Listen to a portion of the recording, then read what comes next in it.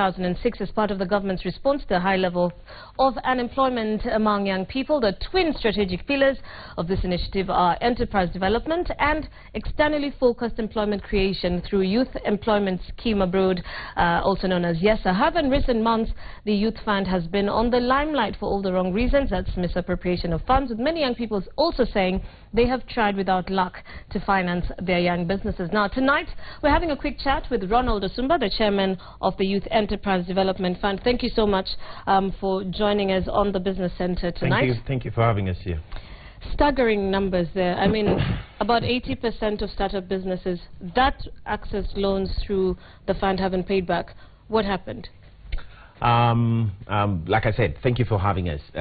One of the challenges, of course, in reporting some of these numbers is sometimes we get the numbers mixed up. The 80% is actually non-recoverable from the agribusiness. From the agribusiness portfolio. Loan? Okay. Absolutely. Okay. But generally, the repayment is still a challenge. We currently are operating at about 65% repayment rates, which leaves still another 35% that is either in arrears or in default, and it is those that we are actually now trying to recover. Right. Because remember, this is a revolving fund. So the less money there is in the kitty, the less there is to lend out to other young people. Now, we're getting a lot of comments from our young people on Twitter, especially, you know, many of them saying we have tried without luck, we cannot seem to get in, and, you know, some of them are saying it's people who are connected that used young people to get some of these funds. What would you say about the accessibility currently? When we were launching the RRI, one of the greatest drivers for this initiative is the fact that young people have consistently complained about access. And it is access at two levels. That one, they don't know where to go. In fact, these are the staggering numbers. Out of 5 young people, 2 know about the Youth Fund. And out of the 2, only 1 knows where to access the fund. But the second issue is, of course, on the requirements that we have put in place for each of the facilities. And we have to look at the dual issues when we are talking about the issues of access. In regards to just getting information and accessing the fund, we of course have had challenges in terms of sensitization. We currently now have constituency-based officers whose work is to work with the youth groups at the constituency level to sensitize them on how and where they can access the fund. So it can be accessed in every constituency. It can be accessed at the constituency level. Part of the bottlenecks that we are talking about in terms of loan processing is the fact that it actually can be accessed at the constituency level, then it has to go to the regional level, and we have divided the country into 14 regions, and then it comes to the center in Nairobi. Now we are trying to align that and re-engineer that so that the processing is much faster. But nevertheless, you can access it at the constituency level. We have not yet established offices in every constituency. So the offices are still at the regional level. So that is, again, another Which particular regional office? So, for example, if you take North Rift, which covers 6 counties of Uasin Gishu, Nandi, Kericho, Elgeyo Marakwet, Turkana, and one other. The office is actually based in Eldoret. So it becomes quite a challenge for a young person in Lodwar, for example, who is within that region, who wants to access the facility. One of the ways what we're doing as part of the RRI is to bridge that gap by automating all our processes and ensuring that we create many points of service. So we want to partner with the Huduma centers, so that, and government has invested significantly in taking Huduma centers to every county. We also want to deploy a mobile application so that young people can be able to apply for their facilities on the mobile phone. Which is now easily the most ubiquitous tool to reach young people.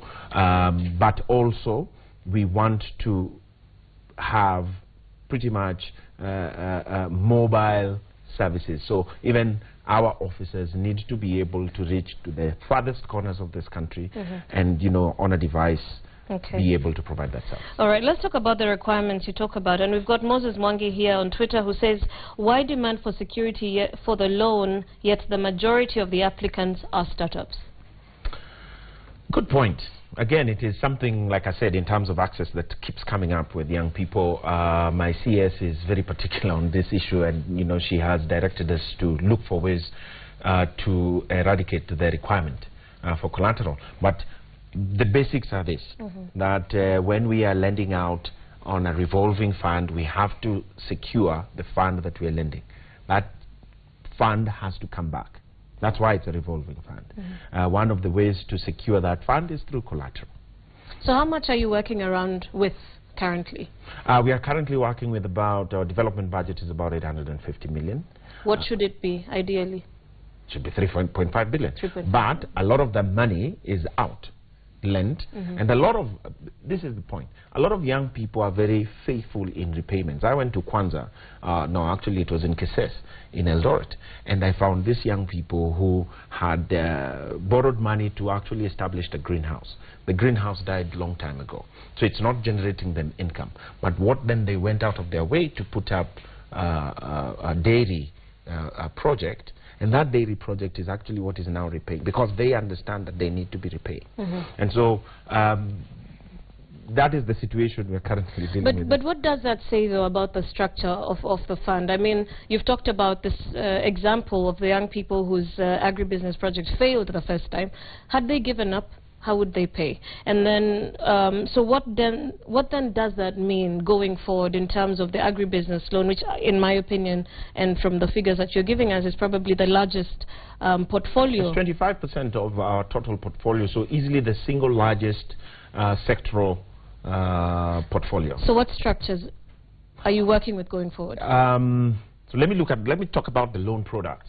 I think the loan products as structured were structured to meet the demands of 2007. I mean, this is almost 10 years So it's outdated. Later. So it's pretty outdated. I don't think we have evolved as quickly as we should have to meet the dynamics of the market as they are presently. And part of our RRI initiative, again, is to relook at our entire product offering so that we do opportunity mapping, and that's where we want to start. And then we look at each region and what the comparative advantage for each region is, and develop products that are specific to young people operating in those regions. We obviously then understand that there are national projects, national enterprises run by young people that are in different phases of development. So you have startups, and then you have mid-market, and then you have established, who are really not looking for startup capital or looking for working capital. They just have landed a big deal that requires them to reinvest about 50 million, for example. So we are looking at all these factors, and we will be going out to have a conversation with young people in terms of what they're looking at in each region. So region-specific, sector-specific, and we will re-engineer the products, and by end of October we should have this in the market. We really have to wind up, but I need to ask you just two more questions. One about the Youth Employment Scheme abroad. What is the latest update of that? The Youth Employment Scheme abroad, as of today, has benefited over 20,000 young people.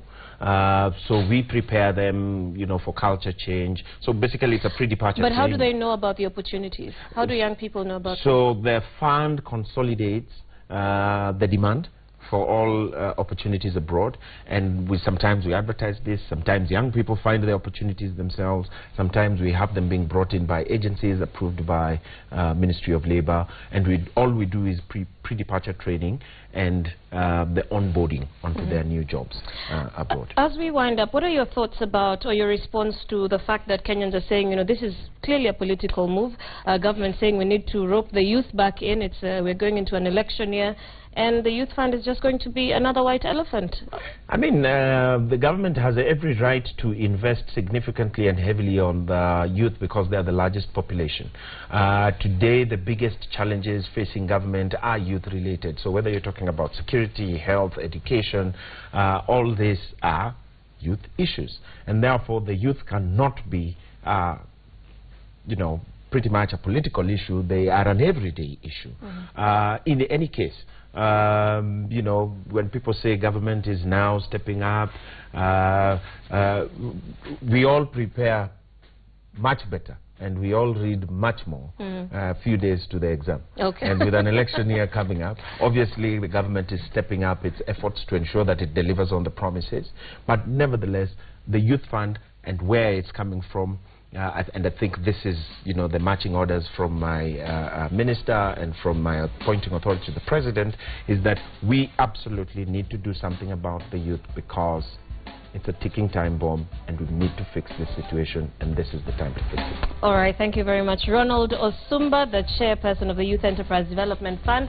Also, we do remember you as a running mate to Peter Kenneth. Absolutely. Do you still have presidential ambitions? Now we are in government and we are working for the people of Kenya.